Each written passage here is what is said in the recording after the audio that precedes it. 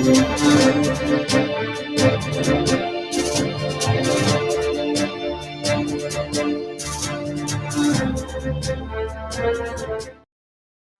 a humanitarian catastrophe in the country and a refugee crisis beyond its borders, donors today announced nearly 1.5 billion US dollars to fund life-saving relief efforts in Sudan and the region and called on parties in Sudan to immediately end the fighting. The ministerial level pledging event in Geneva was organized by the UN, United Nations, and the Arab Republic of Egypt, the Federal Republic of Germany, the State of Qatar, the Kingdom of Saudi Arabia, the African Union, and the European Union. Sudan's warring parties began a ceasefire on Sunday morning after 2 months of fighting pushed the African nation into chaos. Residents in the capital Khartoum and its neighboring city of Omdurman reported relative calm in the first hours of ceasefire yesterday Sunday morning after fierce clashes were reported the previous day.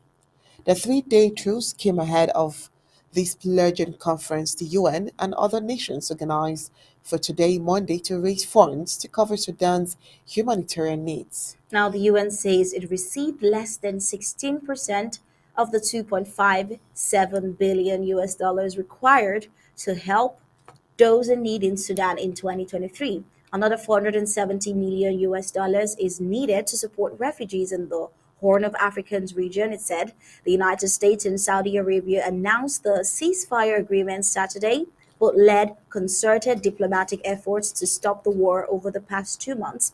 The US and Saudi Arabia said in a joint statement that the military and its rival paramilitary group, the Rapid Support Forces, agreed to halt fighting and refrain from seeking military advantage during the ceasefire.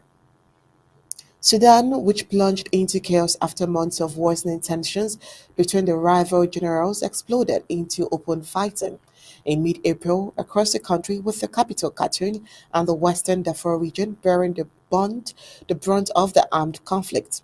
The fighting turned Khartoum and other urban areas into battlegrounds. More than 3,000 people lost their lives and over 6,000 others were wounded.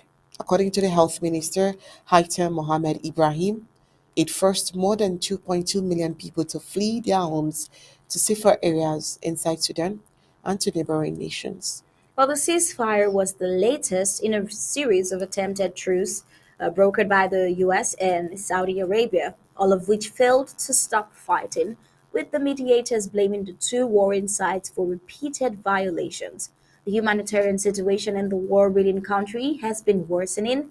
At least 24.7 million people, more than half of the country's population, need humanitarian assistance, and over 100,000 children are projected to suffer from severe acute malnutrition with medical complications by the end of the year, the World Health Organization warned on Friday.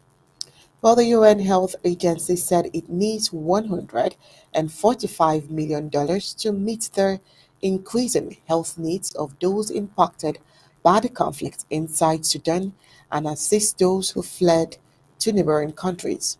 According to him, says the scale of his health crisis is unprecedented. Ahmed El Mandari, WHO Regional Director for the Eastern Mediterranean, who added that funds are urgently needed to avert a looming collapse of Sudan's health care system. The conflict has wrecked the country's infrastructure. It has left about 60% of health facilities across the country non functional amid a drastic decrease in medical supplies, which were either destroyed or looted, according to the World Health Organization. The UN agency said it confirmed at least 46 attacks on health facilities between April 15th and June 8th.